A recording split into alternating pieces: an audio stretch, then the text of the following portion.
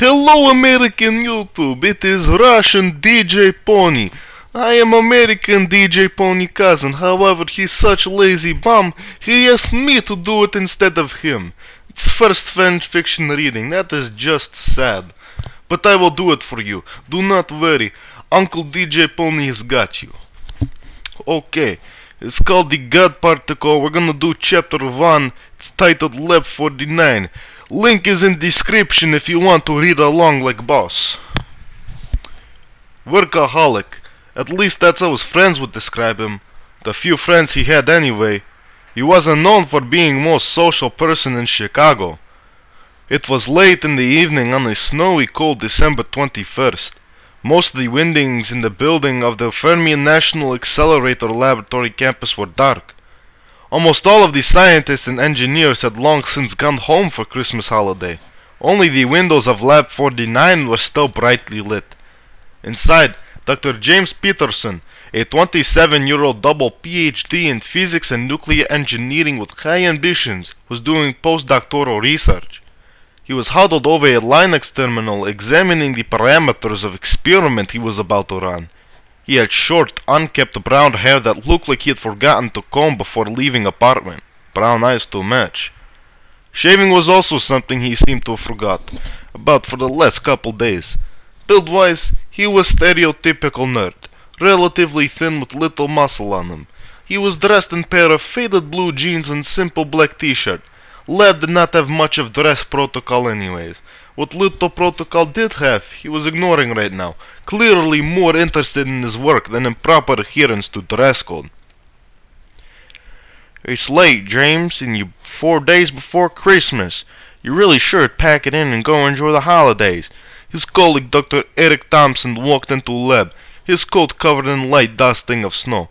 I was just leaving myself, waiting for my car to warm up. It's damn cold out there. I've got too much work to do and we're running out of time. Fermilab is closing in a few months due to lack of funding from Congress, remember? James sighed a bit before continuing. And if we want any chance at all of Congress approving more funding to keep the lab running, we better find something good, and we better find it quick. Yeah, I know, but it's Christmas. You can at least afford to take a few days off for the holidays. You should be visiting family. Obsessing about work all the time is gonna cause you to burn out. You go ahead, Eric. Go home and be with your family. I'm only gonna be here for another hour anyway. I just have one more experiment I want to run. Alright, well, like I said, don't work too late. And you have a Merry Christmas, okay? Thank you. You too, Eric. I'll see you after the New Year when you get back. Eric looked out window, squinting eyes to see through snow and ice that had formed on glass. Ice on his car windshield had finally melted. Alright, I'll see you then, he said one last time before heading out. James nodded absent-mindedly, having already returned focus to the Linux terminal in front of him. The footsteps of Eric walking down the hallway, the beep of the electronic lock on door as he badged out, the sound of the door closing and latching. Finally, peace and quiet, and he could focus entirely on the research. It's not that James did not like Eric, it's just that he did not like distractions that came between him and the research. And as far as going home from Christmas, well, he didn't have any immediate family, and he didn't get along very well with extended family. There was no better place for him to be right now than in the lab.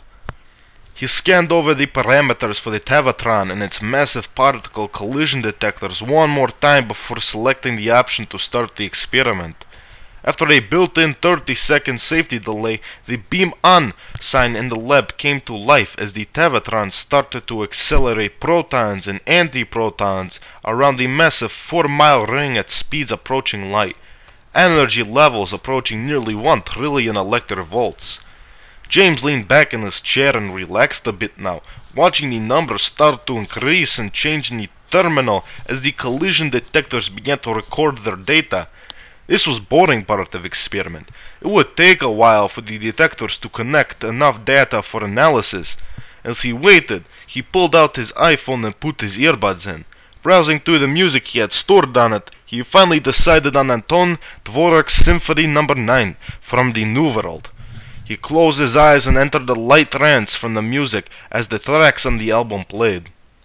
Suddenly, he was brought out of his trance by a violent shaking, his eyes opening wide. The entire lab was shaking around him, equipment falling off the shelves. He jumped backwards, nearly falling off his chair as an overhead light broke loose from the ceiling and came crashing down next to him, nearly hitting him. He'd never experienced one before, but a chill ran through his entire body as only one possibility came to mind. Earthquake.